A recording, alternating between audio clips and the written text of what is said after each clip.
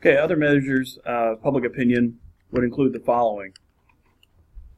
Number one is straw poll. And what a straw poll is, it's an informal measure of individuals. Effectively, you're only polling the people who choose to participate in the poll. This is distinguished from a scientific poll or a random sample, which randomly selects individuals from a larger population. A straw poll, interestingly enough, would be 100% accurate for those individuals that are measured, but it would be a mistake to try to extrapolate some sort of meaning from the straw poll as having it to represent a larger population.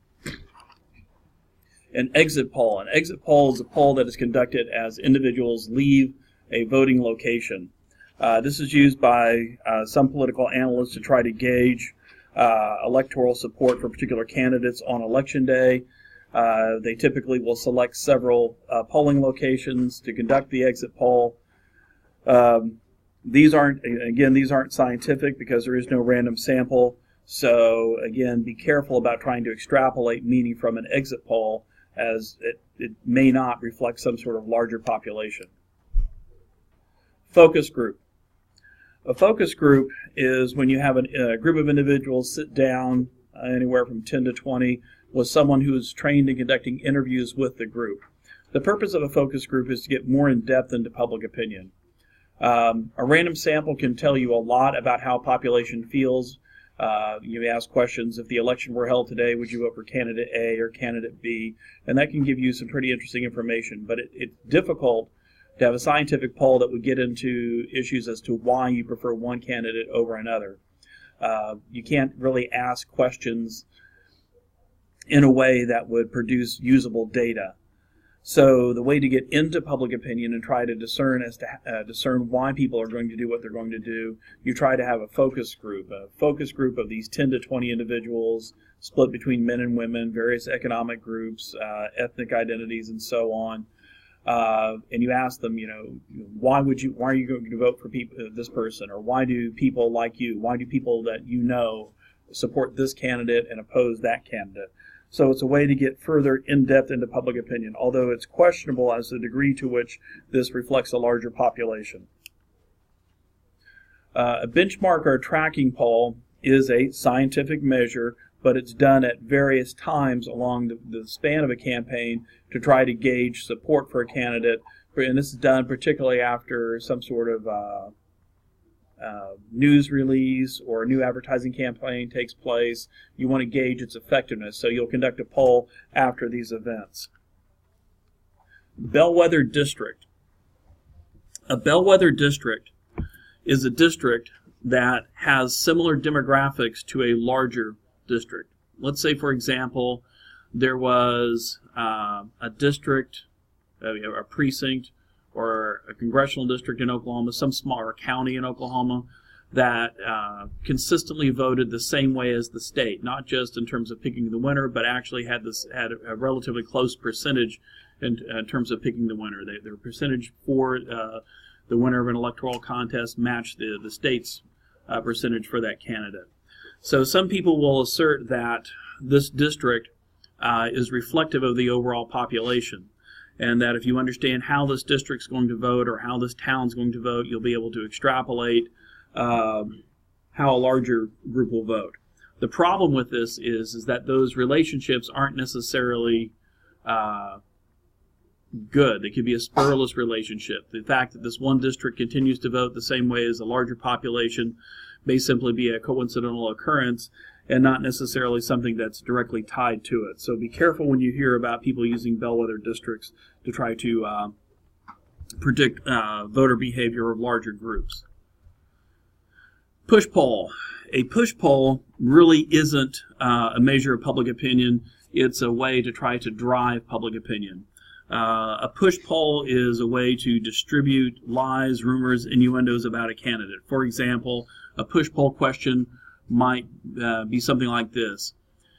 Would you vote for candidate A if you knew that he was a convicted child molester? Well, of course, someone's going to say no, and then the pollster will say, well, thank you very much. Well, obviously, candidate A probably isn't a convicted child molester. However, now if the person who had the phone ring and was asked the question, well, now I'll call and tell all their other friends that Candidate A is a child molester, and that's why you can't vote for him. So it's a way to push out lies, rumors, and innuendos about a candidate.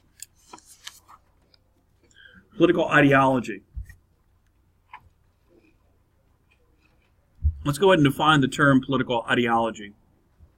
What a political ideology is it's a set of beliefs that explain how power and resources in a society should be allocated. Let me say that again. Political ideology is a set of beliefs that an individual has that explain how power and resources in a society should be allocated.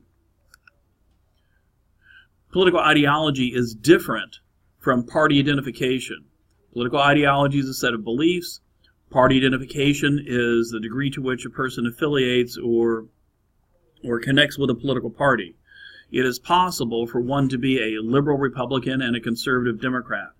While there is a correlation between ideology and party identification, it's not a one-to-one correlation, so you cannot say that the two are the same thing. They are different.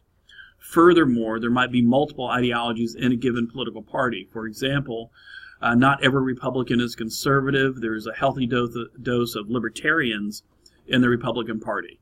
So, do not use those two terms interchangeably. So let's go ahead and talk about the difference between liberal and conservative. And in reality, saying liberal and conservative doesn't do us a lot of good. We have to distinguish between social liberals, social conservatives, and economic liberals and economic conservatives. It is possible for a person to be conservative on liberal issues and liberal on economic issues. Okay, so not every conservative has conservative viewpoints with both economic and social issues. Okay, so a person who is liberal socially tends to believe or tends to desire for the government to use its power to mitigate the inequality that they perceive society to have. They want the government to use its power to take care of populations that they believe have been marginalized in the past.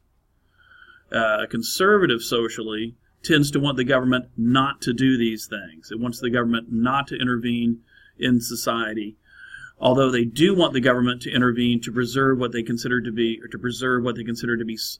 traditional values, such as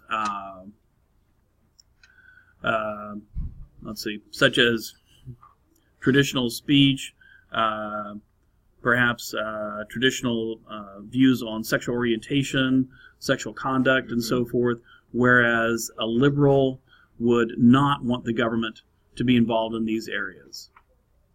A person who believes in economic liberalism wants to use the government to redistribute resources, not just to previously marginalized populations based upon race, ethnicity, and so on, but primarily based upon social class. A person who believes in economic liberalism wants to use the government to redistribute resources from more wealthy individuals to those individuals who have less. A conservative person, or a person who has a conservative economic ideology, does not want the government to be involved in the economy to any great extent, and does not want the government to be involved in redistributing economic resources from wealthy individuals to the poor. Another ideology would be someone who believes in social democracy. These are people who adopt a socialist view of the economy, but also maintain that they want to have a democratic political system. Social democracy or social democrats are found primarily in Europe. Another ideology in the United States that you'll see quite a bit, and these are libertarians, and these individuals usually find a home in the Republican Party, or the true believers might find a home in the Libertarian Party, although the Libertarian Party typically will not meet with electoral success. What a libertarian wants the government to do is actually very little. They do not want the government to address economic inequality.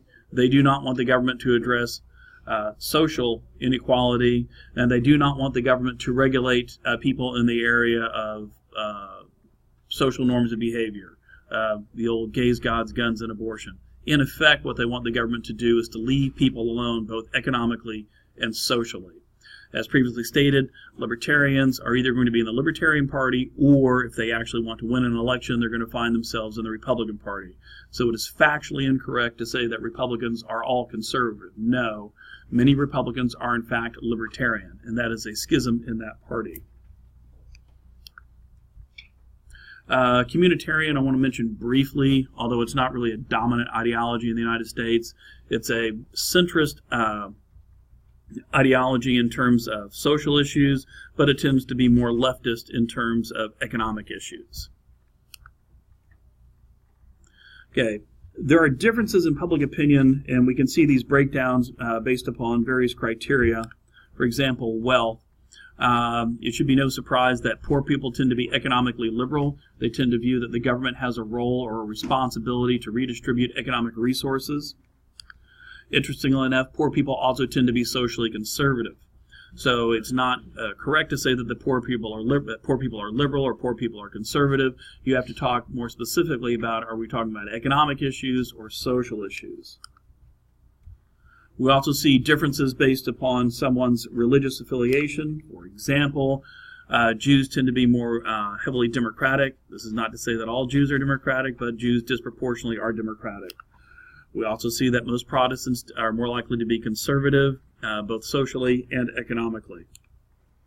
There are differences in American public opinion based upon sex. There's often what is referred to as the gender gap, which is the distinction between the views of women on certain issues and men on those same issues. We usually see defense issues being more important to men, and this could be because of process of socialization, where the society has delegated that responsibility over in the past primarily to men. So that could be a reason why we see men typically interested in those issues.